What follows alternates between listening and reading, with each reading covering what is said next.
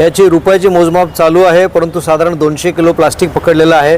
त्याचप्रमाणे हा जो बंदी घातलेला नायलॉन मांजा हा देखील आमच्या पर्यावरण विभागाच्या पथकाने तत्काळ कारवाई केली। त्यांना टिप मिळाली होती, त्या हिशोबाने त्यांनी कारवाई केलेली आहे आणि हा नायलॉन मांजा पकडलेला आहे। त्याचप्रमाणे हे जे कप आहेत ह्याच्यामध्ये संपूर्ण मेणाचं आवरण असतं, ह्याला सुद्धा शासनाने बंदी घातलेली आहे। असे कप जे आहेत हे चहाच्या टपरीवर वापरले जातात, याच्यावर सुद्धा आम्ही धाडक कारवाई केली आणि पूर्ण बॉक्सच्या बॉक्स ते कप पकडलेले आहेत।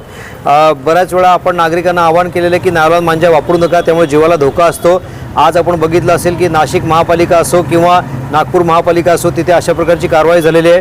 तशा स्वरूपाची कारवाई भिवंडी महापालिकेने केलेली आहे आणि आम्ही इथल्या जे DCP साहेब आहेत त्यांना आम्ही पत्र देणार आहोत की नायलॉन मांजा ज्यांनी कोणी स्टोअर केलेला आहे किंवा ज्यांनी कोणी वापरात आणण्याचा प्रयत्न केलेला आहे त्यांच्यावर सदोष मनुष्यवधाचा गुन्हा दाखल करावा। कारण काही दिवसापूर्वी केस झाली होती, आपण एवढी काळजी घेऊन सुद्धा लोक बेदरकारपणे नायलॉन मांजा वापरतात, त्यामुळे एका व्यक्तीला मोटरसायकलवर जात असताना पुलावर जखम झाली होती। त्या घटनेची दखल घेऊन आम्ही आमच्या पर्यावरण पथकाला जागरूक केलं आणि संपूर्ण शहरामध्ये त्यांनी पाहणी केली आणि जिथे हे अशा प्रकारचे नायलॉन मांजे सापडले ते आम्ही ताब्यात घेतलेले आहेत। ही संबंधित व्यक्ती ह्या पळून गेल्या घटनास्थळावरून, तरी पण जे प्लास्टिकचे साठा करणारे जे दुकानदार होते त्यांच्यावर आम्ही 5,000 रुपयाचा दंड देखील वसूल केलेला आहे।